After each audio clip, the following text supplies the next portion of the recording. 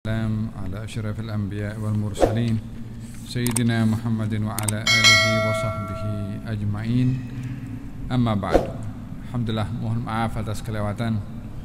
Sepanjang perjalanan kita pun 4 jam daripada Kuala Lumpur pergi ke Melaka. La ilaha illallah. Mungkin time cuti sekolah, Allah alam, atau tengok bola sepak, Allah alam, di bola dunia sekarang ini. Alhamdulillah. Pembahasan kita hari ini adalah mengenai aradul Rasul nafsahu alal qabail wa bad'u islami al-ansar. Baginda Rasulullah mendatangi kabilah-kabilah untuk menawarkan kepada mereka Islam dan permulaan kaum Ansar dalam menerima dakwah Islam. Ini tajuk kita pada malam hari ini. Berbicara tentang tanggung jawab dakwah yang wajib kepada baginda Rasulullah SAW, dan pada hakikatnya kewajiban dakwah ini adalah kepada umat Nabi juga untuk menyampaikan Islam selagi mana ada orang-orang yang belum mengenal tentang Islam. Dan dakwah ini terbagi kepada 2 golongan, kepada umat yang dinamakan ummatul dakwah dan ummatul ijabah. Ummatul dakwah, umat yang belum sampai kepada mereka Islam. Adapun ummatul ijabah adalah umat yang sudah memeluk agama Islam, hanya perlu mendalami Islam lebih dalam. Seperti kita semua ini, kita adalah ummatul ijabah, umat yang sudah menjawab, sudah beriman, tetapi perlu kita menerima dakwah, mendengar dakwah supaya memperbanyak amal, pengetahuan tentang Islam, semakin luas ilmu dan semakin tinggi amal. Ini ummatul ijabah. Ummatul dakwah adalah orang-orang yang belum memeluk agama Islam. Apapun agama mereka, maka kesemua itu dikatakan ummatul dakwah. Jadi selagi mana manusia ada, baik sudah masuk Islam atau tidak, tetap dakwah mesti wajib disampaikan dan dilaksanakan. Kepada yang bukan Islam supaya kenal Islam, kepada yang sudah Islam supaya dia lebih mengamalkan tentang Islam. Oleh sebab itu, tanggung jawab dakwah bukan hanya wajib kepada baginda Rasulullah sahaja, tetapi kepada setiap umat, khususnya para ulama, para duat, para ilmuwan, untuk menyampaikan dakwah ini. Oleh sebab itu baginda Rasulullah SAW sebelum menghembuskan nafas yang terakhir, sebelum berpisah dengan umatnya, beliau menyampaikan khutbah yang masyhur dinamakan khutbah dalam Hajjatul Wada. Pada haji yang terakhir, Nabi SAW membawa 100.000 orang lebih kurang bersama dengan beliau pada haji itu, dan Nabi menyampaikan pesanan-pesanan. Sebab semua dikumpulkan, dihimpunkan, dan peluang Nabi untuk menyampaikan kepada semua mendengar langsung daripada baginda Rasulullah. 100.000 orang lebih hadir di padang Arafah bersama dengan Rasulullah, dan Nabi berkhutbah. La mikrofon waktu itu, tak ada speaker, tak ada mic waktu itu. Ya Allah, 100.000 orang. Saya kalau bercakap sama matikan mic tu, muslimat tak boleh dengar apa saya cakap, walaupun kita belum sampai hanya berapa orang saja. Masa itu 100.000 orang, entah berapa kali ganda daripada luasnya kawasan masjid yang mulia ini. Baginda menyampaikan khutbah yang di belakang pendengarannya sama dengan yang di hadapan, tak berkurang pun juga pendengaran mereka dalam mendengarkan khutbahnya Rasulullah. Di antara isi kandungan khutbah itu Nabi bersabda, ala hal ballaghtu, aku sudah sampaikan kepada kamu, yakni semua risalah yang Allah wajibkan untuk aku sampaikan kepada kamu. Mereka mengatakan, bala ya Rasulullah, benar wahai Rasulullah. Kemudian Nabi mengingatkan kepada mereka, ala falyuballighu syahidu minkum al-ghaib, yang hadir bersama dengan aku saat ini menyampaikan kepada yang tidak hadir. Yang hadir sahabat, yang tidak hadir siapa? Termasuk generasi yang belum dilahirkan, termasuk generasi yang akan datang. Itu pesanan kepada sahabat supaya sampaikan kepada yang lainnya, kepada tabi'in, tabi'in kepada tabi'in, sampai ke zaman kita sekarang. Kewajiban dakwah berterusan untuk disampaikan, dan bukan cukup dengan kita sudah menjadi seorang muslim maka selesailah dakwah. Dakwah belum selesai lagi. Sampai selagi manusia masih ada, selagi itu kewajiban untuk menyampaikan dakwah. Pada saat baginda Rasulullah sallallahu alaihi wasallam mendapati tantangan yang keras, di mana di kota di kota Mekah beliau tidak lagi mendapat sambutan untuk orang mahu mendengar Nabi berdakwah. Tak ada lagi nak dengar. Kalau Nabi berdakwah, mereka angkat suara supaya tak ada orang dengar apa Nabi cakap. Kalau Nabi berdakwah, mereka cakap dengan satu yang lain untuk mengolok-olok Nabi SAW.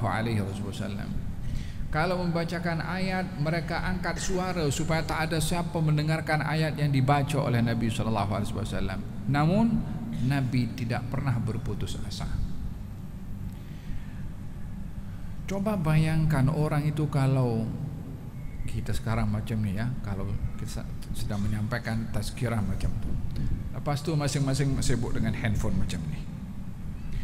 Saya ni mesti terkilan lah. Di sana nak sampaikan ni kan supaya orang boleh dengar. Kalau orang semua paling macam ni semua, atau sibuk masing-masing, atau sembang-sembang, saya nak bercakap dengan siapa?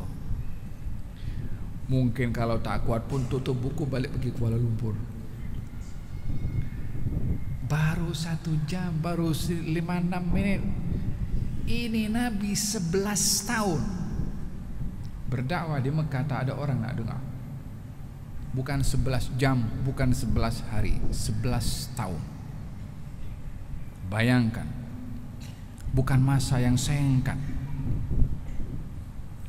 Tak cukup tak didengar, dikacau, diganggu, terancam keselamatannya, nyawanya boleh hilang bila-bila masa, digali lubang supaya masuk dalam lubang baginda Rasulullah, diletakkan najis di atas badannya.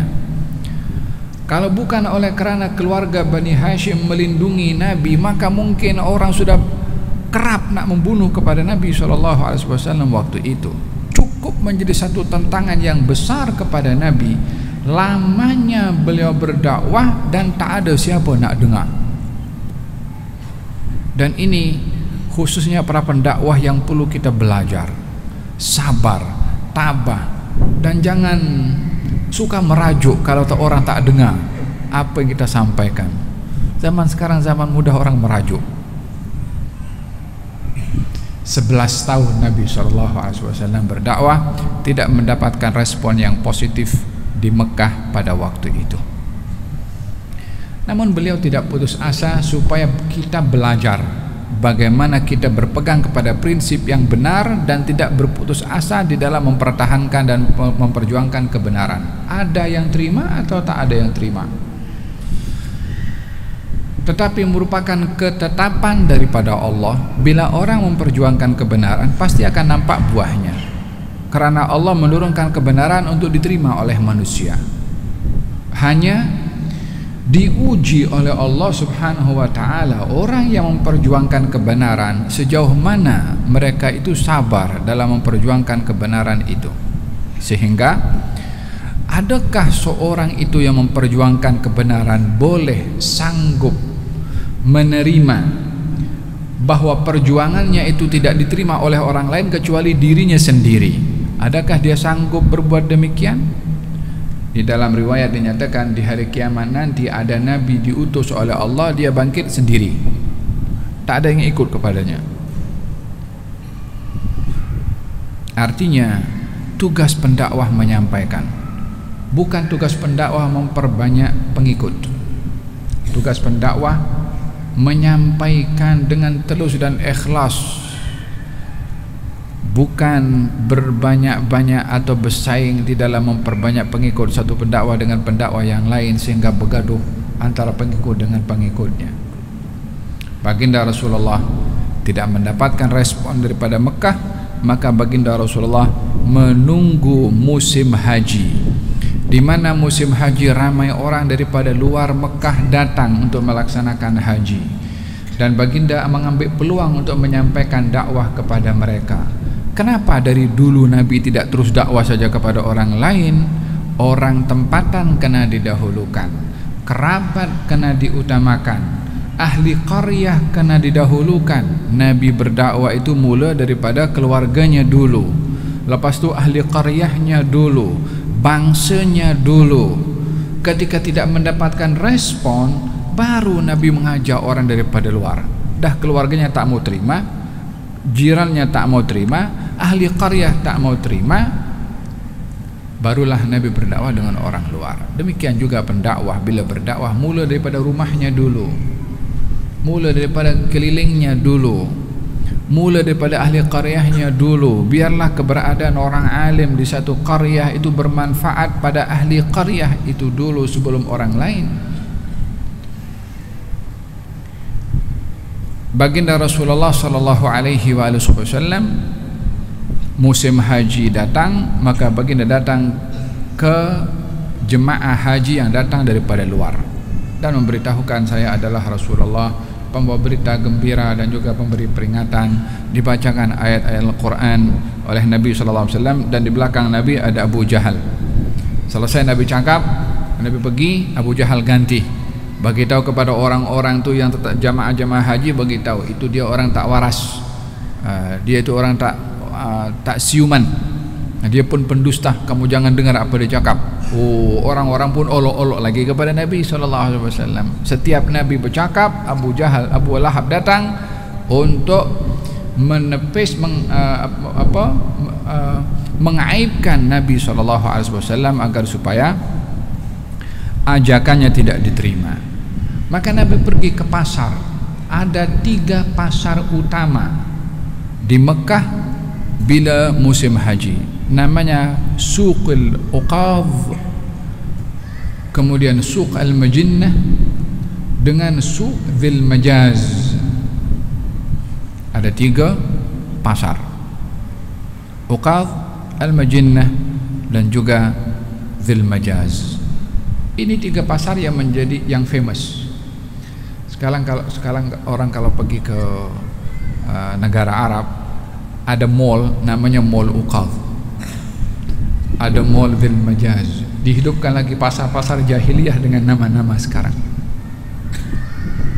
macam tak ada nama yang lain,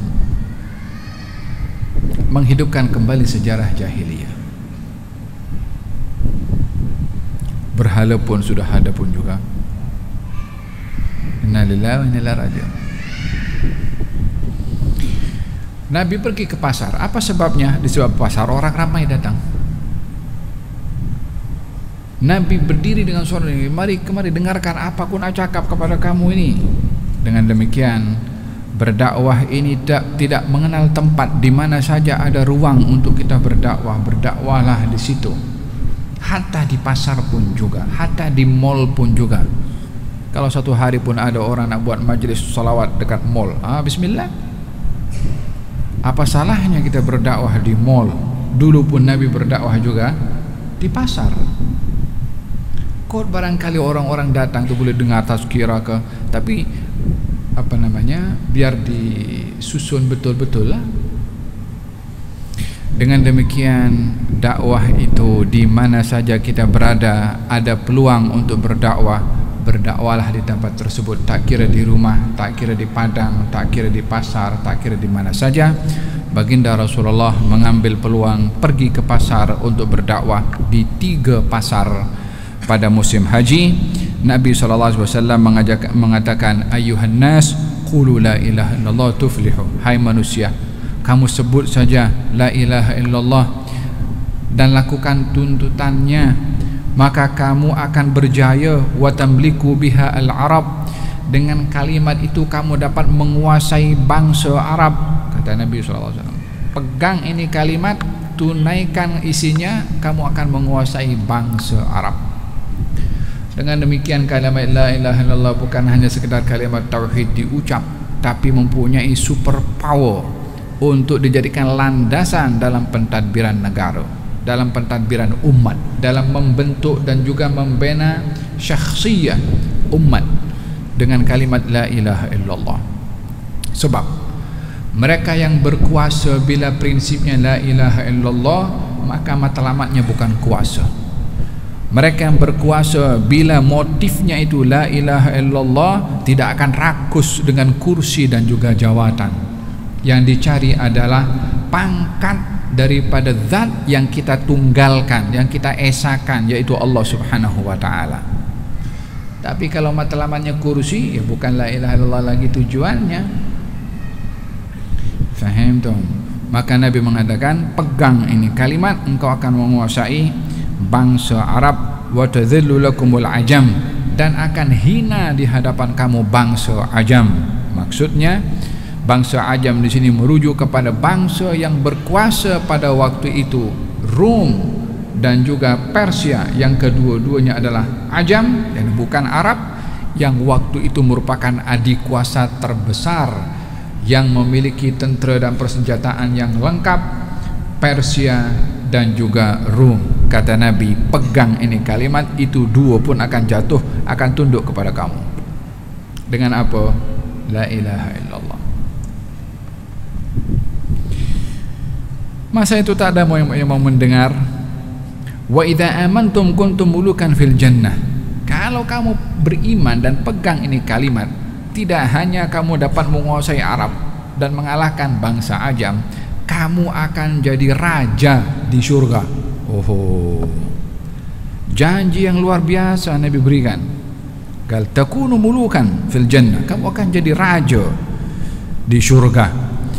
Wa Abu Lahab wara'ahu, Abu Lahab ada di belakang. Katanya, kau jangan dengar cakap dia, ini orang tak siuman ini. Kalau ingin dilihat dari segi zahirnya, macam mana nak kalahkan Rom dengan sekian ribu tentera? Macam mana nak kalahkan Persia dengan persenjataan dan kuasa yang begitu besar? Satu orang bercakap, Rom akan jatuh, Persia akan jatuh, kamu akan menguasai bangsa Arab. Kalau di zaman kita, kalau ya ini macam mana satu orang bercakap ini akan runtuh, akan kamu berkuasa tanpa la nuklear, wala drone, wala pesawat tanpa pilot, ya kan, wala teknologi, wala satelit, wala apa. Orang akan kata memang tak siuman orang ini, kecuali kalau dia beriman kepada Allah yang menghantar orang ini. Yang bagi senjata akal kepada Persia untuk buat senjata itu siapa? Yang bagi senjata kepada Rom untuk punya banyak pengikut siapa? Bukankah Tuhan alam ini adalah Allah Subhanahu wa ta'ala? Kekuatannya mana boleh dibandingkan dengan kekuatan manusia. Tapi karena hati tertutup daripada iman, maka cara menilainya hanya dari segi zahir saja. Maka mereka mengatakan ini orang tak siuman, tak betul, tak waras, dan macam-macam. Tak diterima dakwah Nabi SAW.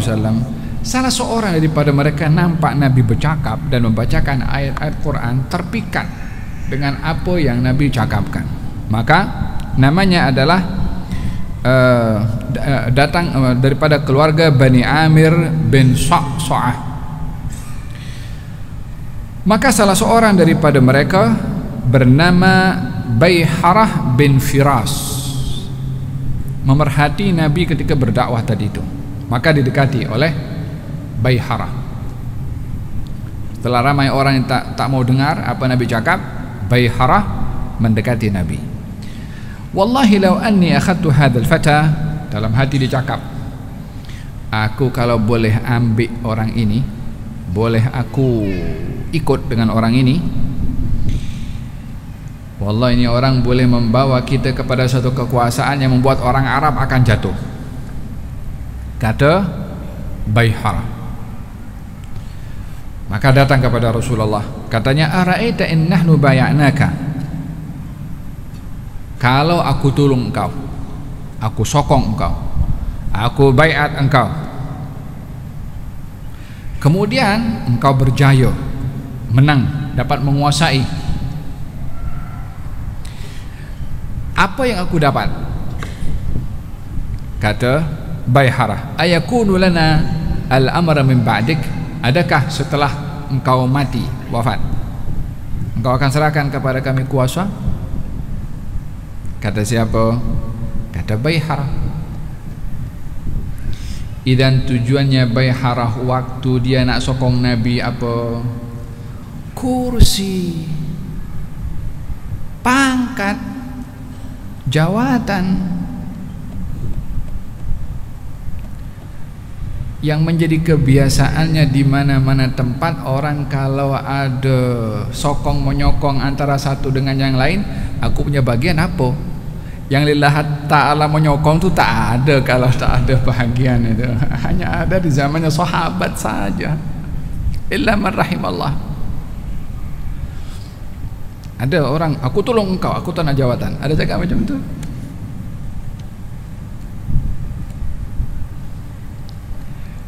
Filosofi seperti itu daripada zaman jahiliyah pun ada. Aku tolong engkau, aku sokong, lepas tu engkau menang, apa aku dapat? Ini perbezaannya orang yang memperjuangkan agama karena Allah Subhanahu wa ta'ala dengan orang yang memperjuangkan untuk mendapatkan kuasa. Kalau tujuannya karena Allah Subhanahu wa ta'ala, dia nak kedudukan, ya dia nak, tapi daripada Allah Subhanahu wa ta'ala. Aku nak juang, aku nak sokong agama ini, tapi aku nak ridha dari Allah Subhanahu wa ta'ala. Sebab tauhid tadi perjuangannya bukan untuk jawatan, bukan untuk keduniaan, bukan untuk manusia, bukan janji yang dijanjikan oleh siapa yang berkuasa, tapi dia nak Allah pandang dia, nak balasan tu diberikan oleh Allah Subhanahu wa ta'ala. Kan komitmennya la ilaha illallah. Faham tak? Maka kata Bayharah mengatakan, kalau engkau sudah berjaya dan engkau wafat, kepimpinan ini engkau serahkan kepada siapa? Hak kami apa? Kata Nabi SAW, al-amru ilallah. Perkara ini urusannya Allah. Maksudnya urusan Allah itu apa? Ya syariat yang akan menentukan siapa nanti. Aku tak boleh janjikan apa-apa. Aku hanya Rasul, aku hanya Nabi, pembawa hukum, pembawa risalah, pembawa undang-undang. Ini semua kerajaannya Allah, ya terpulang kepada dia, nak bagi kepada siapa. Dia turunkan undang-undang, dia turunkan hukum hakam, dia turunkan kaedah-kaedah. Ada dengan dasar syariat itulah timbang siapa yang akan duduk di situ. Kalau yang duduk itu yang penting, kalau yang duduk setelah engkau wafat, aku kena jadi pemimpin, walaupun stupid, kena jadi pemimpin juga, tak boleh. Kan mesti ada kelayakan. Kelayakan itu ditimbang oleh syarak. Di dalam Al-Quranul Karim, ketika zaman Nabi Daud alaihissalam, ketika ada Jalut itu kan, Jalut datang ingin menyerang kepada Bani Israel, dan Bani Israel akan melawan kepada Jalut dan tentera-tenteranya. Kata Bani Israel mengatakan kepada Nabi yang diutus oleh Allah Subhanahu wa ta'ala sebelum Nabi Daud, coba beritahu kepada Allah siapa yang akan jadi pemimpin kepada kami untuk memimpin peperangan ini. Maka Nabi itu berdoa kepada Allah Subhanahu wa ta'ala. Maka Allah Subhanahu wa ta'ala lantik Talut untuk menjadi pemimpin. Innallaha qad ba'atha lakum Taluta malika. Allah mengutus untuk kamu Talut. Talut bukan Nabi, tapi layak untuk menjadi pemimpin. Innallaha qad ba'atha lakum Taluta malika. Bani Israel komplain, anna yakunu lahul mulku alaina wa nahnu ahaqqu bil mulki minhu wa lam yu'ta sa'atan minal mal. Macam mana dia boleh jadi pemimpin? Macam mana boleh dia jadi ketua? Kita patutnya layak jadi ketua. Pasal dia miskin, kita kaya. Yang awak cakap dengan Nabi itu suruh tanya kepada Allah, suruh lantik pemimpin, pasal apa? Awak suruh Nabi minta kepada Allah lantik pemimpin. Allah lantik pemimpin, awak tolak pemimpin tu. Tak payah minta langsung, daripada Allah lantik diri sendiri. Perangai orang yang berpegang kepada duit, yang dia boleh kontrol orang dengan duitnya.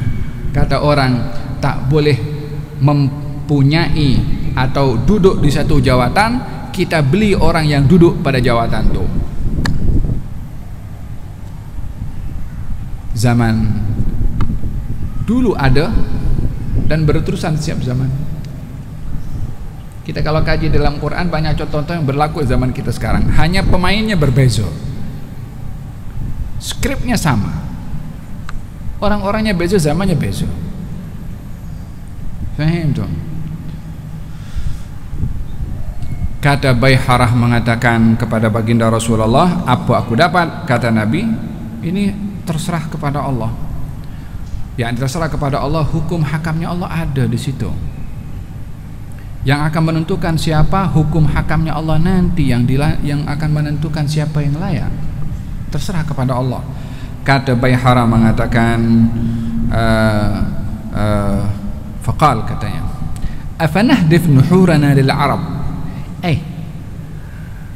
Engkau pikir, ini kata Bayharah inilah mengatakan kepada Rasulullah, engkau pikir aku nih dengan aku punya kelompok nak serahkan leher aku, yakni nyawa, untuk bela engkau, dan ada di antara kami akan terkorban karena membela engkau. Bila engkau berjaya, engkau serahkan kepada orang lain? Soalannya macam itulah.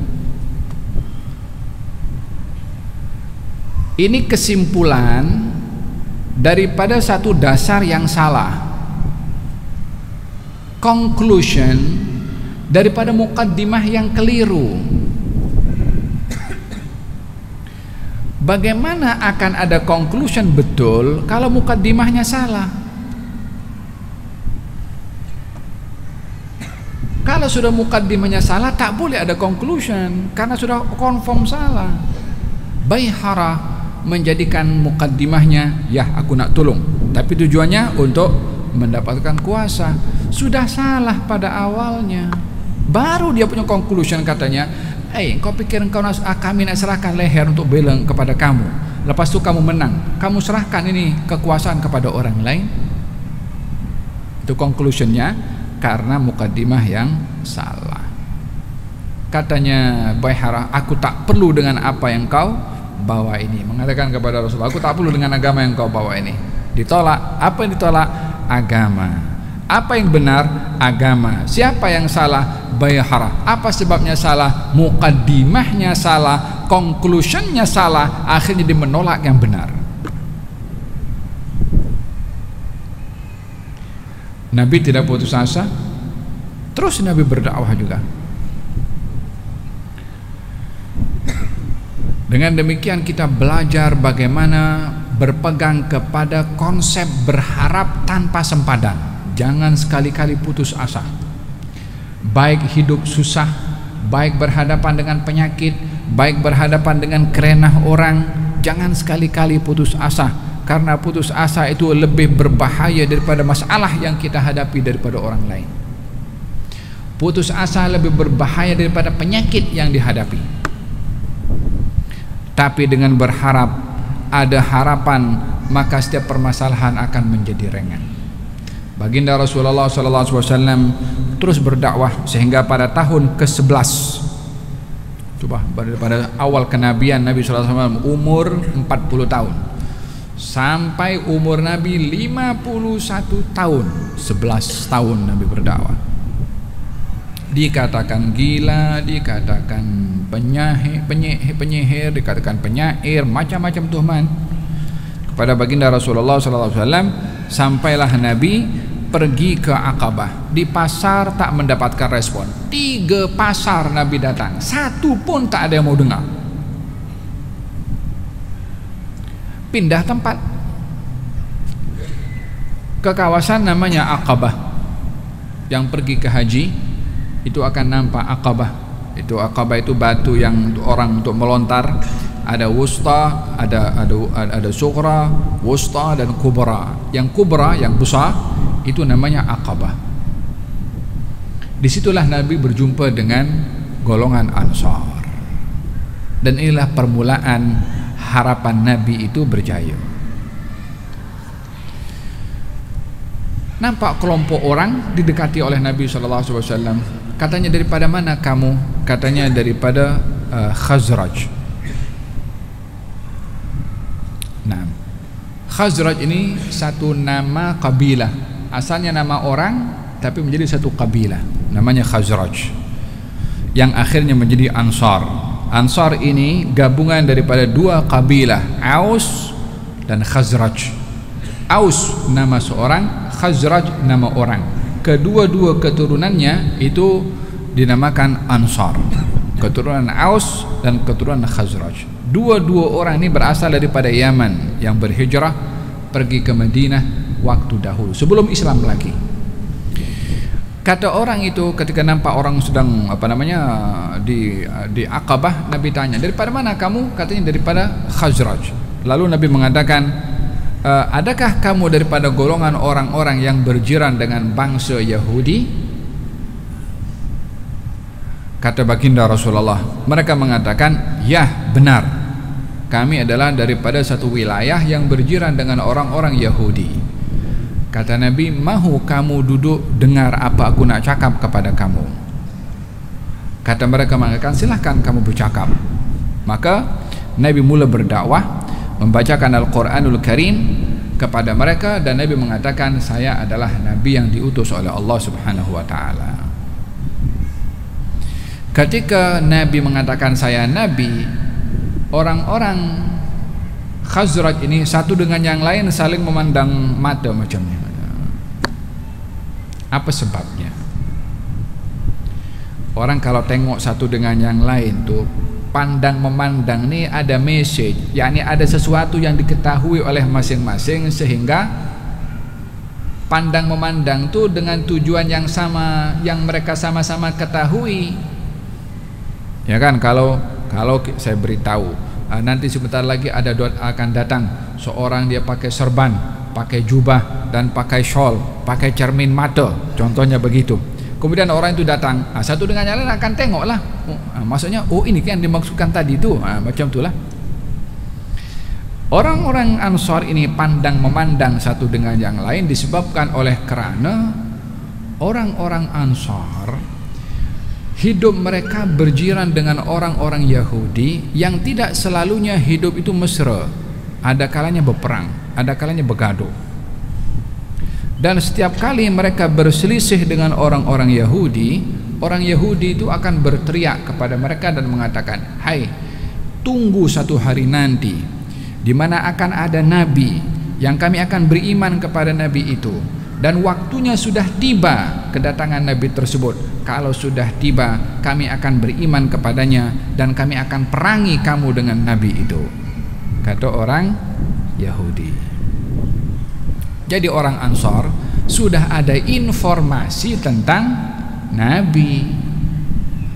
Jadi ketika nabi mengatakan saya adalah nabi, minda orang-orang Ansar teringat kepada apa yang dikatakan oleh orang-orang Yahudi satu dengan yang lain tentang nabi yang diutus oleh Allah Subhanahu wa taala. Jadi mereka tengok satu dengan yang lainnya. Dan pada hakikatnya dalam Quranul Karim Allah Subhanahu wa taala berfirman menceritakan tentang orang-orang Yahudi. Orang-orang Yahudi dahulu kalau berperang mereka mengatakan wa kanu min qablu yastaftihuna 'ala alladhina kafaru. Wa kanu min qablu yastaftihuna 'ala alladhina kafaru. Orang-orang Yahudi itu kalau berperang yastaftihun. Yastaftihun maksudnya meminta pertolongan, kemenangan dari Allah dengan bertawassul kepada Rasulullah. Yang dengan mengatakan kalau datang nabi yang terakhir maka kami akan perangi kamu dengan nabi ini dan akan diberi kemenangan kepada kami dengan nabi tersebut. Ini siapa yang mengatakan? Orang-orang Yahudi. Quran pun cerita hal yang sedemikian. Jadi orang Ansar ketika mendengarkan Nabi Muhammad berdakwah seperti itu teringat minda mereka akan kata-kata orang-orang Yahudi. Kata orang Ansar, baik kita beriman dulu, atau kata Khazraj, kata orang-orang Khazraj, baik kita beriman dulu dengan Nabi ini sebelum orang Yahudi beriman. Maka mereka pun beriman kepada baginda Rasulullah SAW. Coba kita bayangkan siapa penyebabnya? Orang Yahudi. Adakah orang Yahudinya beriman? Tidak beriman. Dengan demikian hidayah itu berharga, mahal hidayah itu. Tak semua orang sampai kepadanya hidayah lalu dia terima. Ada kalanya yang tak sampai kepadanya mendengar daripada orang lain, yang lain tu menerima hidayah berbandingkan daripada orang mendengar langsung. Apa kurangnya Abu Lahab yang merupakan pak saudara kepada Rasulullah, yang hari-hari nampak Rasulullah tapi tidak mau juga beriman? Apa kurangnya Abu Lahab, Abu Jahal yang hari-hari nampak Rasulullah, mendengarkan Al-Quranul Karim tapi tidak mau beriman? Apa kurangnya Al-Walid ibn Mughirah dan ramai pembesar-pembesar sastrawan-sastrawan Arab yang mendengarkan langsung bacaan Quran, indahnya. Memang tak boleh manusia mendatangkan seperti itu, tapi tak mau juga beriman. Berapa mukjizah yang sudah ditunjukkan oleh Rasulullah pada waktu itu dalam peristiwa Isra dan Mi'raj, kita pembahasan yang lalu. Tak mau beriman, bahkan yang beriman ada yang keluar daripada iman. Dengan demikian hidayah itu berharga, sangat mahal. Kalau anda diberi hidayah oleh Allah, syukur dengan nikmat hidayah itu. Dan jangan sekali-kali menunda-nunda. Kalau mendapatkan hidayah terus buat. Ada kalanya tak datang dua kali itu hidayah. Dengan demikian orang-orang Khazraj pada akhirnya beriman kepada Rasulullah. Orang Yahudi yang menjadi sebab itu, ketika Nabi berhijrah ke Madinah, mereka tak beriman kepada Nabi walaupun mereka tahu. Akhirnya mereka beriman kepada baginda Rasulullah SAW, dan mereka mengatakan kepada baginda Rasulullah, katanya, kami ini ada permusuhan dengan bangsa kami yang lain. Maksudnya adalah Aus. Jadi Khazraj bermusuh turun-temurun dengan Aus. Dikatakan berlaku peperangan antara Aus dan Khazraj itu selama 120 tahun. 124 tahun lebih kurang. Permusuhan yang diwarisi. Kata Khazraj mengatakan, kami beriman kepada kamu, dan di belakang kami ada kaum-kaum kami, dan kami ada masalah dengan kaum sebelah sana, Aus maksudnya. Harapan kami adalah engkau menjadi sebab persaudaraan dan juga perdamaian antara kami dengan mereka. Kalau engkau berjaya berbuat demikian, tak ada orang yang lebih mulia lebih daripada engkau. Mengatakan kepada Rasulullah SAW.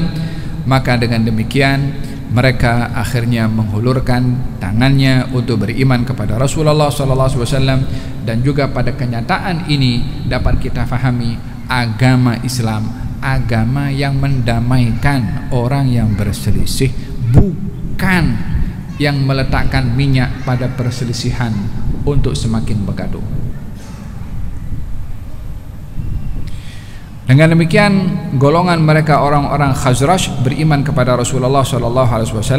Musim itu juga mereka kembali ke kota, setelah selesai manasik haji, mereka kembali ke kota Madinah, dan Nabi menunggu kedatangan mereka di masa akan datang. Dipesankan oleh Nabi SAW untuk mengajak kepada kaumnya, beritahukan kepada bangsa kamu orang-orang Khazraj tentang aku, tentang Nabi Muhammad SAW.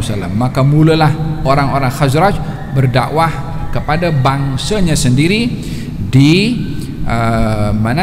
Madinah yang waktu itu namanya Yathrib. Tahun berikutnya datang lebih kurang 12 orang daripada Khazraj. Di antara mereka adalah Abu Haytham bin Tayhan, As'ad bin Zurarah. Walhasil ada 12 orang datang ke Mekah untuk melaksanakan haji dengan tujuan untuk berjumpa sekali lagi dengan baginda Rasulullah sallallahu alaihi wa ala alihi wasallam dan mendengarkan pesanan-pesanan baginda Rasulullah sallallahu alaihi wasallam. Berjumpa di Aqabah juga. Malam-malam 12 orang ini berjumpa dengan baginda Rasulullah, dan Nabi menyampaikan ayat Al-Quran seperti mana kebiasaan beliau berdakwah, dan juga mengambil baiat pada kali ini. Yang sebelumnya tidak. Kali ini diambil baiat. Apa itu baiat? Baiat ini daripada kata mubaya'ah atau al-bai'. Kalau al-bai' jual beli. Na'adhan.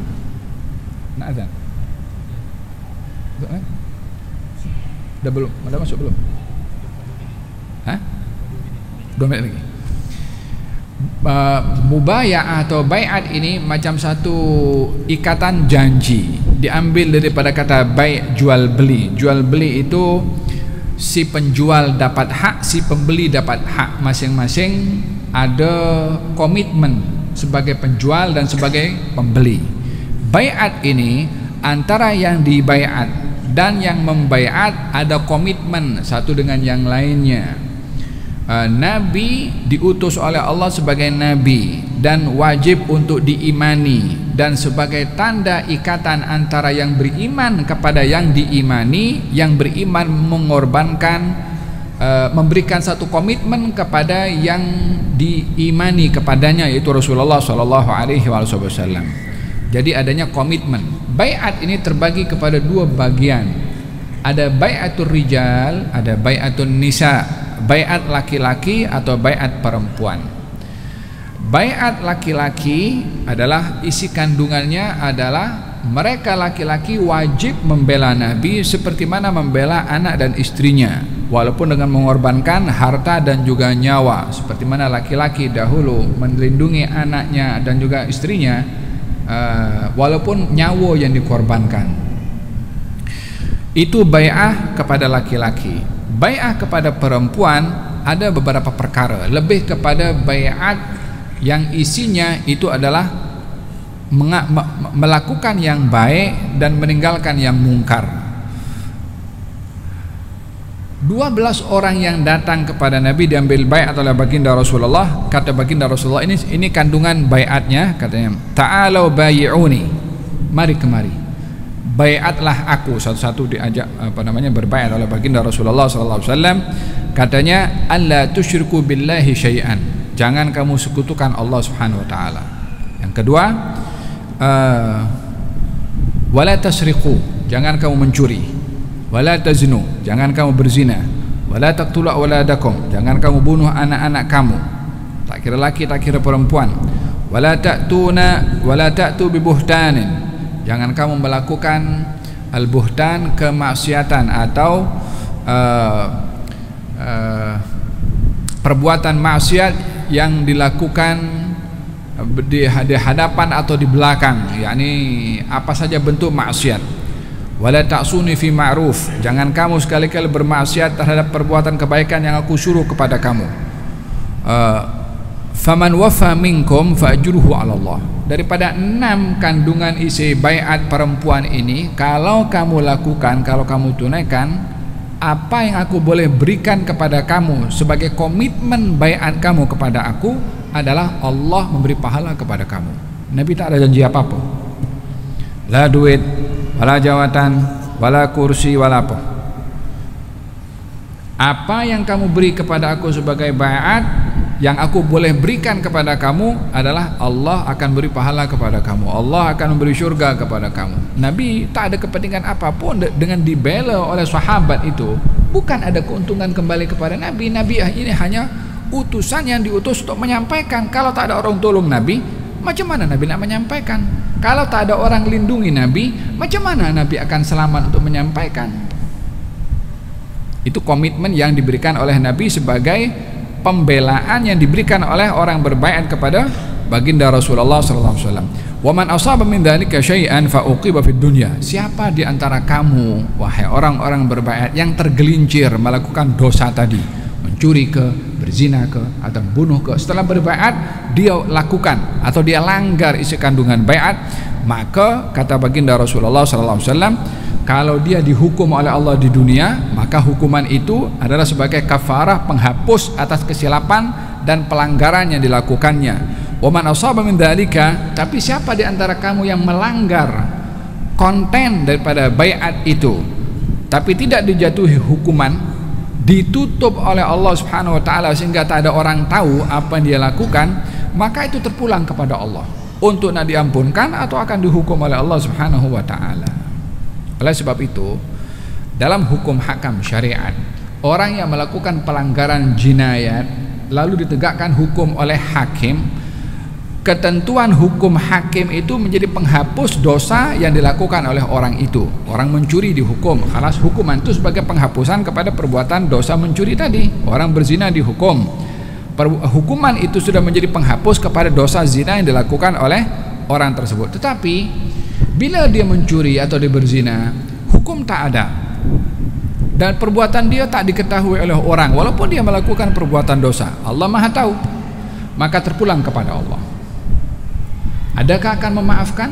Itu adalah hak otoriti Allah Subhanahu wa taala, atau Allah akan menghukum nanti kepadanya di akhirat. Itu pun juga hak otoritinya Allah karena dia melakukan dosa. Orang melakukan salah imma dimaafkan atau dihukum sebagai penghapus dosa yang dilakukannya. Dalam hal ini Nabi clear dalam memberikan penerangan. Kamu beri kepada aku jaminan perlindungan, aku beri kepada kamu jaminan yang Allah akan berikan kepada kamu, yaitu surga. Kalau kamu lakukan pelanggaran, dijatuhi hukum dan ketahui dijatuhi hukuman. Kalau tidak, maka terpulang kepada Allah untuk menghukum atau memaafkan. Mereka pun bersetuju dengan baiat tersebut. Tadi Baihara ketika ingin menolong Nabi membela, tujuannya kursi jawatan. Khazraj ketika membela kepada Rasulullah dan diberitahukan balasan kamu adalah surga, maka mereka pun menerima juga kepada baginda Rasulullah SAW, yang akhirnya Khazraj beriman kepada baginda Rasulullah sebagai bukti. Nabi sebelum wafat, Nabi berpesan kepada Khazraj, Aus dan Khazraj, kepada kaum Ansar, katanya, innakum la tajiduna ba'di atharatan. Hai kaum Ansar, setelah aku nanti, setelah aku wafat, kamu akan dipinggirkan pada pemerintahan. Dan ini kamu tak akan dapat jawatan.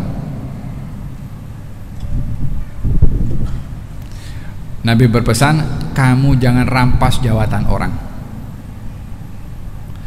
Tunggu aku tunggu kamu, kata Nabi. Aku tunggu kamu nanti di telaga, maksudnya di padang mahsyar. Larangan kepada kaum Ansar untuk menuntut jawatan daripada orang yang sudah dilantik berjawatan. Siapakah khalifah setelah Rasulullah? Sayyidina Abu Bakar Siddiq. Dia Ansar atau Muhajirin? Muhajirin. Setelah Sayyidina Abu Bakar siapa? Sayyidina Umar.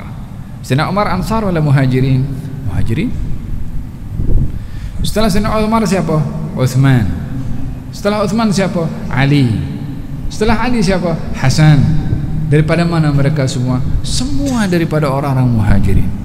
Adakah Ansar berkuasa menjadi orang nomor satu? Tidak. Yang tolong Nabi siapa? Ansar. Yang menjadi sebab Nabi berjaya sampai dakwah Islam tersebar siapa? Ansar. Bukankah Nabi berkata apa yang dikatakan betul? Katanya kamu nanti akan mendapatkan atharatan, diketepikan atau diketepikan itu bukan tak dipedulikan ya, bukan dizalimi, tapi situasi sudah membentuk demikian. Kalau kita kaji lebih mendetail berkenaan dengan cara kepimpinan yang ada setelah Rasulullah SAW, Ansar tak ada menjadi orang nomor satu. Menteri ialah, tapi tak ada satupun orang Ansar yang tuntut, karena Nabi berpesan, aku tunggu kamu di telaga nanti.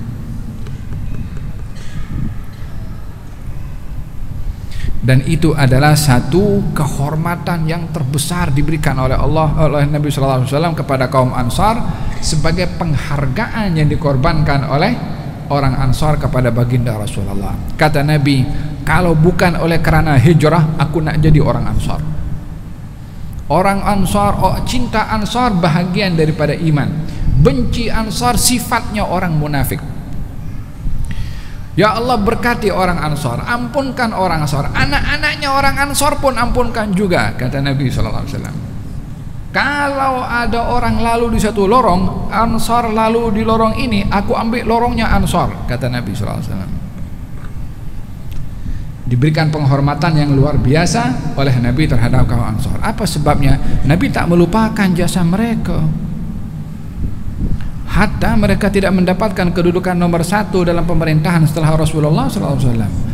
Dan ini adalah hasil didikan Nabi kepada para sahabat untuk tidak berebut masalah jawatan, masalah kursi.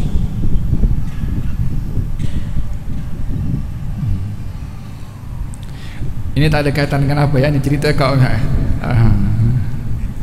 Tapi perlu kita belajar. Kalau mereka tidak dipelajari kisahnya, takkan kita nak kata, kita kan bukan hidup zamannya Nabi, kita tak boleh nak samakan dengan zaman Nabi.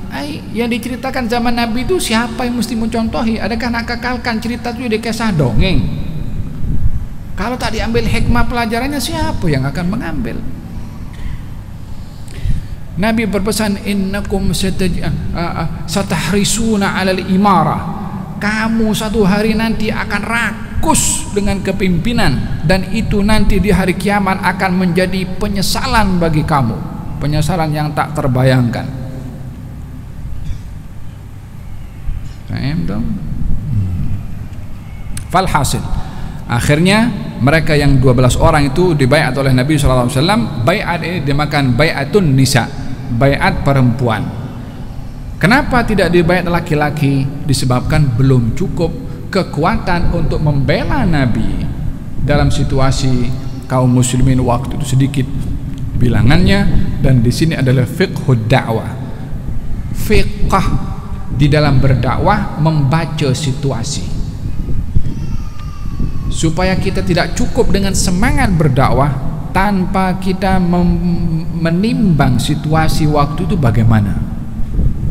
Kenapa Nabi tidak ambil baiat langsung kepada orang Ansar untuk membela Nabi, seperti mana mereka melindungi kepada anak dan istri mereka? Diberi baiat perempuan saja. Situasinya belum mengizinkan untuk berjihad waktu itu. 12 orang beriman kepada Rasulullah, berbaiat kepada Rasulullah. Maka di sini Nabi mengatakan kepada mereka, kamu balik pergi ke Madinah, aku hantarkan seorang kepada kamu bernama Mus'ab bin Umair. Sebagai apa Mus'ab dihantar? Sebagai ustaz, Muqri al-Madinah, pembaca Quran yang mengajarkan Quran. Orang sudah masuk Islam, jangan cuma diislamkan saja tanpa diajar. Apa yang akan mereka tahu tentang Islam kalau tak diajar? 12 orang datang mewakili sekian ramai orang yang sudah beriman di Madinah.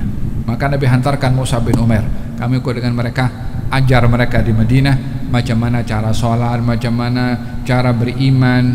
Dihantarkan ustaz, dihantarkan pendakwah oleh Nabi SAW.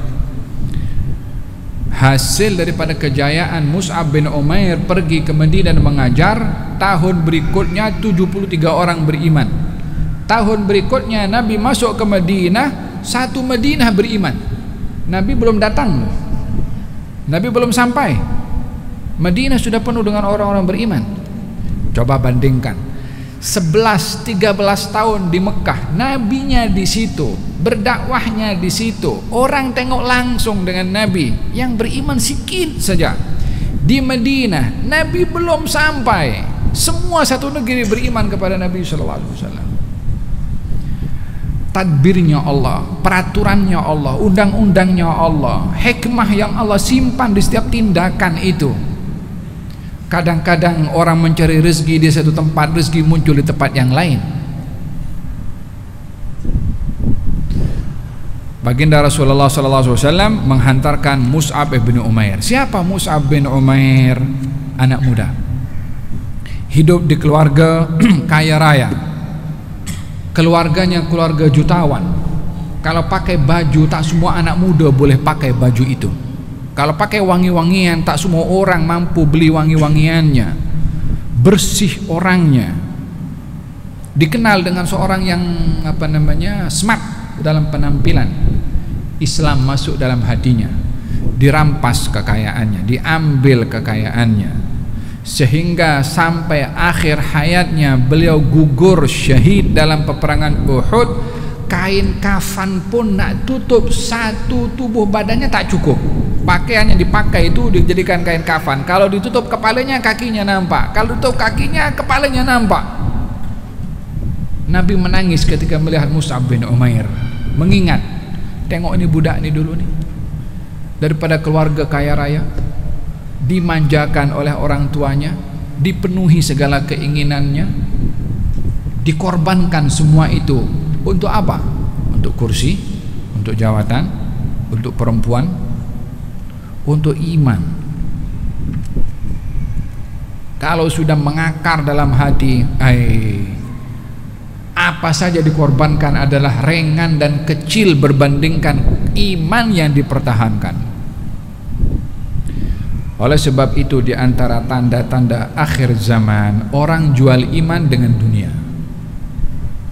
Kalau zaman dulu orang jual dunia untuk mempertahankan iman, di akhir zaman orang akan menjualkan iman untuk dunia. Nabi bersabda, inna baina yaday sa'ati fitanun kaqita'il lailil mudlim. Sebelum hari kiamat terjadi ada fitnah. Fitnah ini perumpamaannya umpama potongan malam yang menggelapkan. Sudahlah malam itu gelap, Nabi sifatkan menggelapkan. Maknanya gelap yang luar biasa, tak nampak jelas mana hak, mana batil, mana ma'ruf, mana mungkar. Tak ketahuan mana orang baik, mana yang tak baik. Nabi perjelas sekali lagi, yusbihur rajulu mu'minan wa yumsi kafira. Ada orang pagi hari dia beriman, petang dia jadi kafir. Wa yumsi mu'minan wa yusbihu kafira. Ada orang di waktu petang dia beriman, pagi dia menjadi kafir. Kafir di sini tak semestinya keluar daripada Islam, perangainya macam orang kafir. Lalu penghujungnya, yabi'u dinahu bi'aradin minad dunya, akan menjual agamanya dengan sedikit daripada keduniaan, bukan banyak.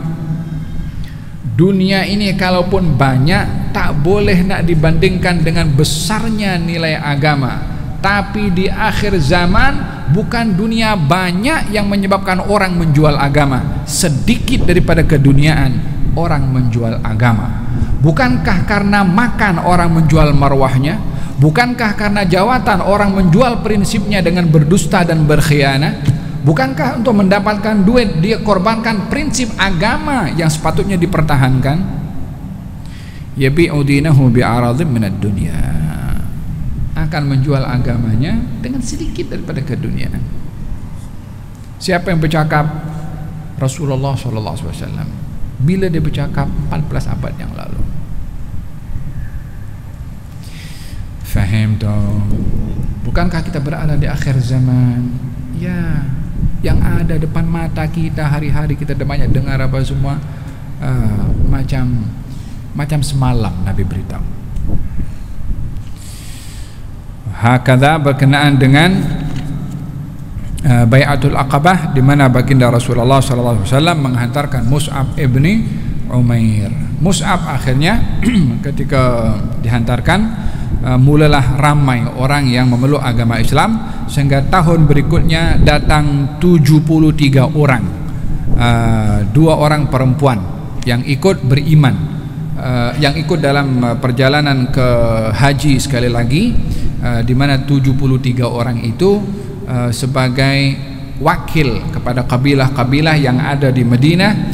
Maka Nabi SAW mengatur kepada jumlahnya ramai, 12 orang masih oke lah. Maksudnya oke itu nak buat perkumpulan senyap-senyap, jumlahnya 12 orang tak kelihatan.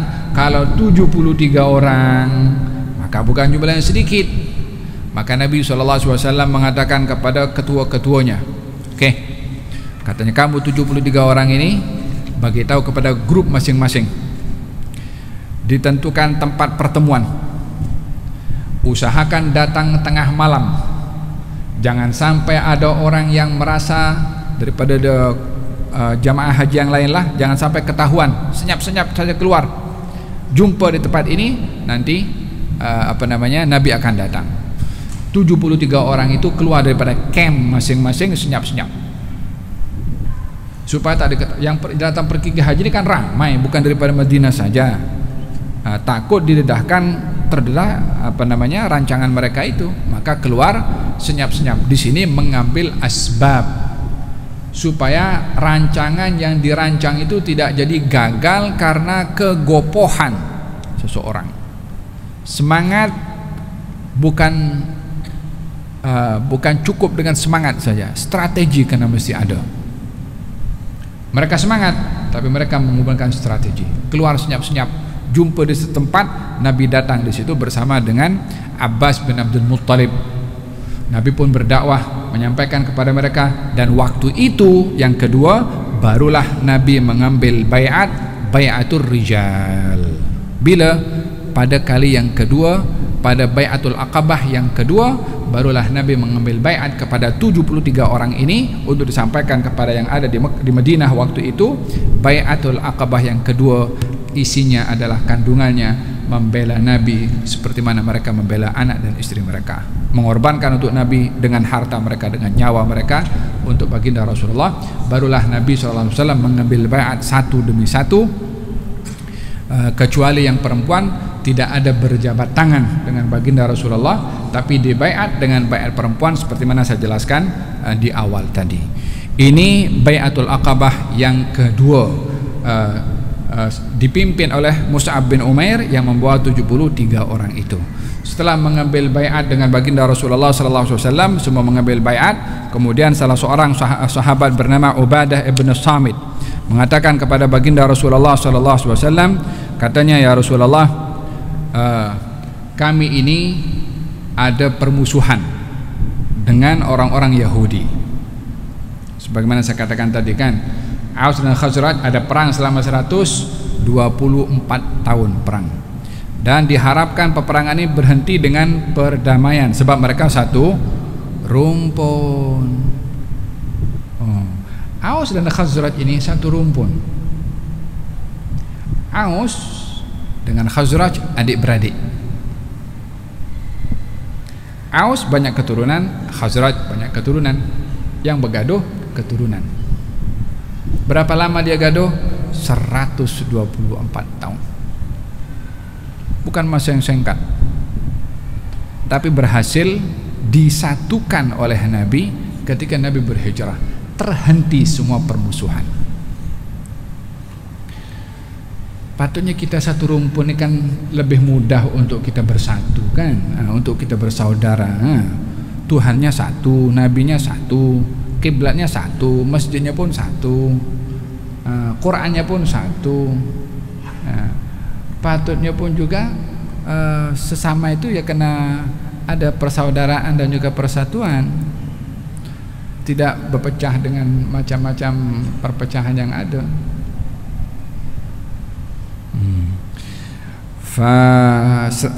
Akhirnya kata Ubadah bin Samit ketika mengatakan kepada baginda Rasulullah, Abul Haytham mengatakan kepada Rasulullah, ya Rasulullah, kita sudah baik kepada engkau dan kami akan bela engkau. Nanti kalau kami sudah balik dan engkau datang ke tempat kami bela engkau. Bila nanti engkau berjaya, agama sudah tersebar, kami pun sudah putuskan hubungan dengan orang-orang Yahudi karena sudah berhubungan dengan engkau, berbaik kepada engkau. Kalau dah berjaya nanti, coba tengok perbandingannya. Tadi yang Baiharah apa kata? Kalau engkau menang, apa kami dapat? Kata orang Ansar, ya Rasulullah, kalau engkau sudah berjaya nanti, adakah engkau akan tinggalkan kami kembali ke Mekah dengan kaum engkau tinggalkan kami ke seorang di Madinah tanpa dirimu? Kata siapa? Kata orang-orang Ansar. Mahabbah sama Nabi, ta'zim kepada Nabi, cinta sama Nabi, perjuangan sama Nabi, istilzadul munasarah, merasakan lezat ketika berjumpa atau membela kepada Nabi SAW. Berat bagi mereka berpisah daripada Rasulullah SAW. Baru jumpa, baru berbaiat, baru mendengar Nabi bersabda, baru mendengar Nabi baca Quran. Yang lain 11 tahun tuh mendengarkan berkali-kali. Tengok macam mana perbandingan kan. Dua orang sama-sama makhluk, tapi berbeza cara penerimaan. Yang ini baru menerima, baru dengar, segala-galanya dikorbankan untuk Nabi SAW. Yang menjadi pemikiran kepada mereka susah untuk berpisah dengan baginda Rasulullah. Kata Abul Haytham, kalau engkau dah menang, kau tinggalkan kami ke? Kata Abul Haytham. Kata baginda Rasulullah SAW, fatabassama Rasulullah. Nabi tersenyum. Katanya, balid dam bidam. Kami bersama dengan kamu. Kamu sokong aku sokong kamu. Siapa yang perangi kamu, kami akan perangi kepada dia. Ana minkum wa antum minni. Kamu bahagian daripada diri aku bahagian daripada diri kamu. Uharib man harabtum. Aku perangi siapa orang yang kamu perangi, dan aku akan berdamai dengan sesiapa orang kamu berdamai kepadanya. Komitmen yang diberikan oleh Nabi SAW. Gembira orang Ansar. Di sini kita melihat bagaimana pengorbanan orang itu dihargai, diingati, dan juga dibalas oleh Nabi SAW. Coba kita tengok, Nabi dikebumikan di mana? Di kota Madinah. Lahirnya di mana? Di kota Mekah. Kampung halaman Nabi di mana? Di Mekah. Biasanya orang itu kalau berwasiat ingin meninggal mendunia di kampung halaman dia, ya kan? Bukankah kota Mekah kota yang cukup mulia? Bukankah dikatakan berapa kali disebutkan dalam Quran, Allah bersumpah demi kota Mekah, la uqsimu bihadzal balad, aku bersumpah demi kota Mekah, karena kehormatannya. Bukankah Rasulullah mengatakan kepada Mekah, wallahi ya Makkah la anti ahabbul biladi ilallah, hai Mekah, engkau adalah negeri yang disayang oleh Allah. Kenapa Nabi tak balik pergi ke kota Mekah sebagai negeri yang dihormati oleh Allah? Dikatakan kotanya Allah Subhanahu wa ta'ala. Kenapa berada di Madinah? Salah satunya komitmen yang Nabi berikan kepada orang yang membela kepada Nabi daripada kalangan orang Ansar.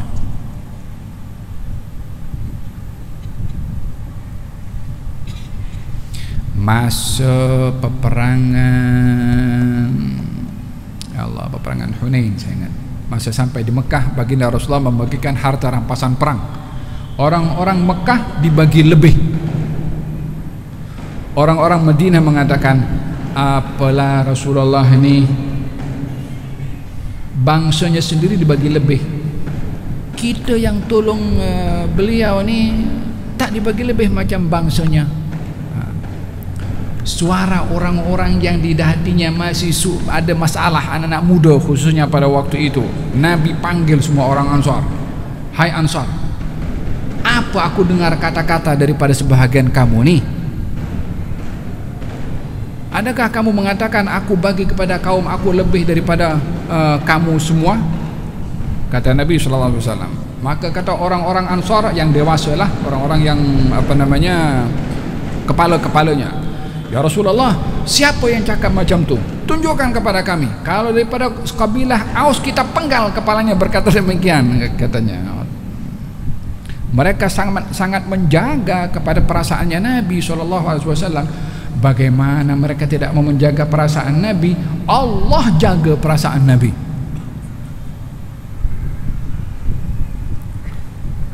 Kita dalam Quran Nabi ini buat kenduri di hari perkahwinannya Nabi SAW.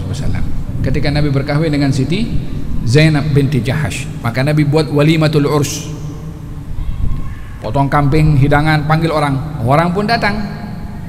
Dan Nabi, orang yang datang makan nih, selepas makan tak balik-balik, sembang panjang lebar.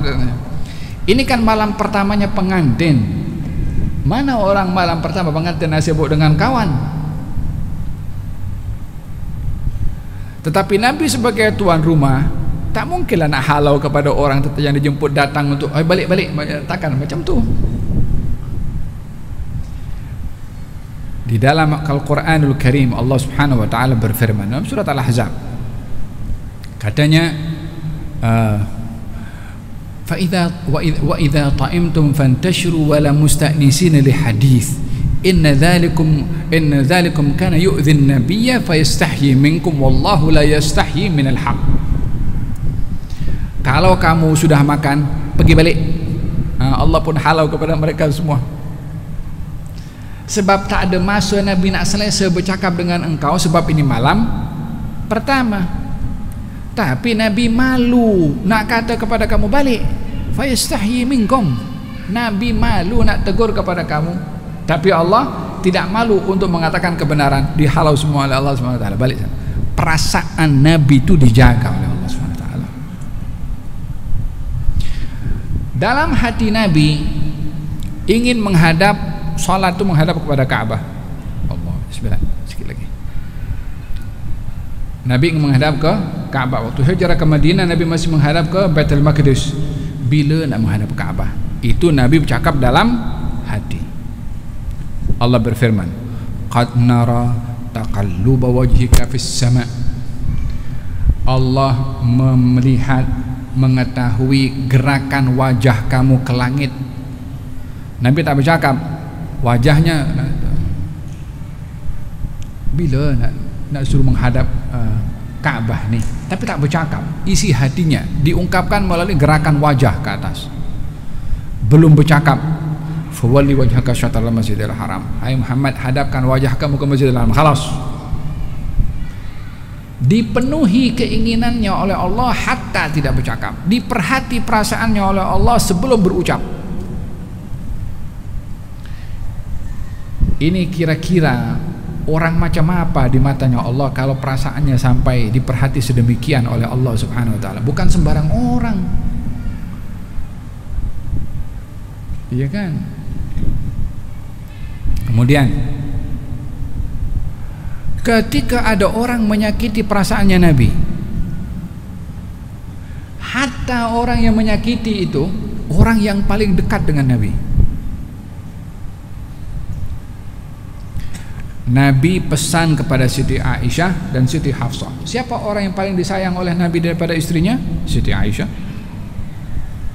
Kali tanya Rasulullah, siapa orang yang paling kau sayangi? Kata Nabi, Aisyah.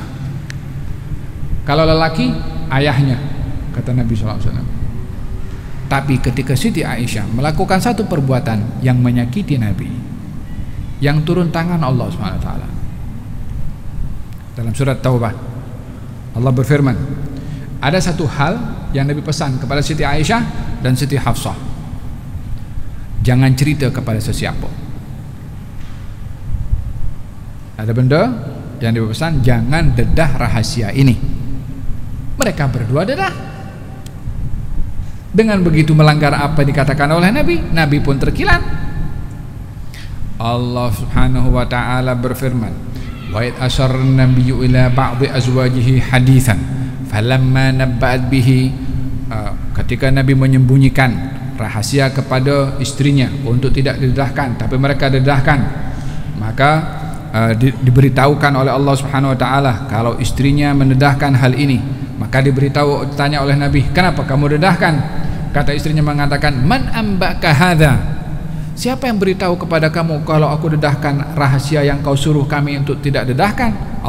Nabi mengatakan melalui firman yang Allah sebutkan, qala nabba'aniyal alimul khabir, yang bagi tahu kepada saya kalau kamu dedahkan rahasia yang tak sepatutnya kamu dedahkan, Allah yang bagi tahu kepada saya. In tatuba ila Allah faqad saqat qulubukuma wa in tadhahara alaihi fa inna Allaha huwa maulahu wa Jibril wa salihul mu'minin wal malaikatu ba'da dzalika zahir.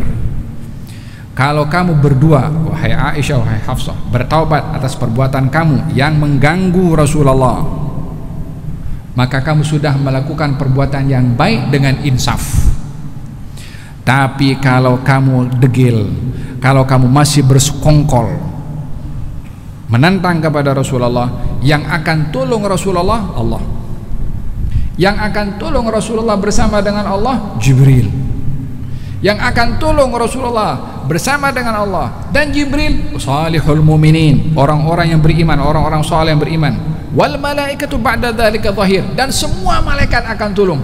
Oh, ini macam mana tentrem dikumpulkan semua oleh Allah untuk membela Rasulullah SAW. bukan sembarang orang ini. Di mata Allah bukan sembarang orang. Wallah, ini dunia ini tak ada apa-apanya berbandingkan dengan seorang yang bernama Muhammad bin Abdullah di sisi Allah Subhanahu wa taala. Oleh sebab itu, kalau bukan karena Rasulullah, tak diciptakan alam ini oleh Allah Subhanahu wa taala. Kedudukan Rasulullah sallallahu alaihi wasallam di sisinya Allah Subhanahu wa taala. Lalu kata Allah Subhanahu wa taala mengatakan kepada asa rabbuhu in talaqakunna an yubdilahu azwajan khairan minkunna muslimatin mu'minatin qanitatin saihatin taibatin thayyibatin wa abkara. Hai istri Nabi, kalau kamu tak ikut apa yang Nabi suruh, Allah akan gantikan kamu dengan orang, perempuan-perempuan yang akan dinikahi oleh Nabi, mukmin, muslim, ahli ibadah, ahli taubat, janda atau anak dara. 8 Allah sebutkan dalam Quran untuk menggantikan posisi istri-istri Nabi kalau tidak mau mendengar apa Nabi kata. Ayat-ayat ini bukan nak menggambarkan tentang masalah perkawinan, tapi ingin memberitahukan betapa tingginya kedudukan Nabi ini sehingga dibela sedemikian oleh Allah Subhanahu wa taala di dalam Al-Qur'an Al-Karim. Jadi kita ini sebagai umat Nabi,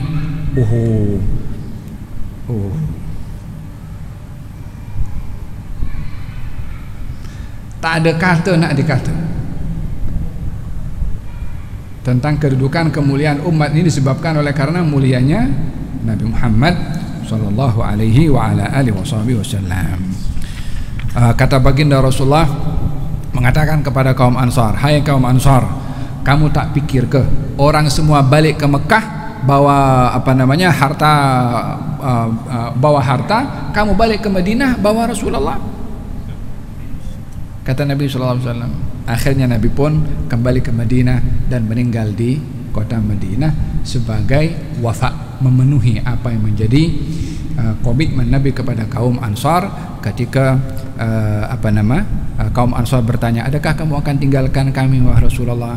Justru sampai akhir hayatnya Nabi SAW memilih untuk berada di kota Madinah.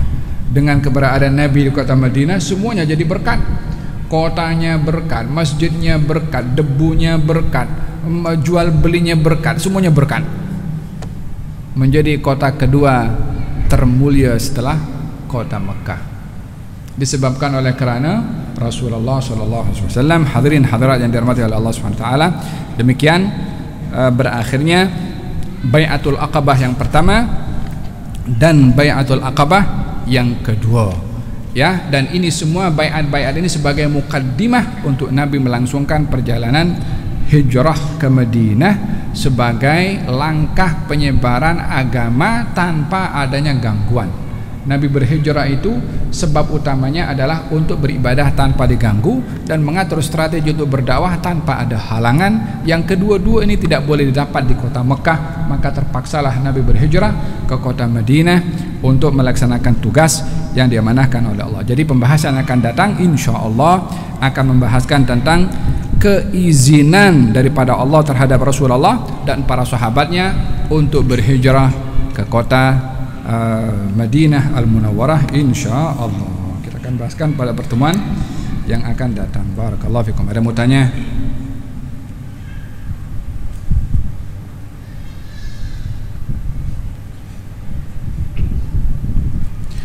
Allahumma hdina bihudak waj'alna mimman yusaru fi ridaq wa la tuwallina waliyan siwak wa la taj'alna mimman khalafa amraka wa asak. Allahumma faqihna fid din wa 'allimna at-ta'wil. Ya Allah, berikan kepada hati kami ini cinta kepada Nabi dan memuliakan Nabi, membela Nabi, dan Engkau berikan kepada hati kami berpegang kepada prinsip yang diajar oleh Nabi, membela kepada Nabi, membela agama Nabi SAW, untuk kami dapat dianugerahkan kebersamaan dengan baginda Rasulullah.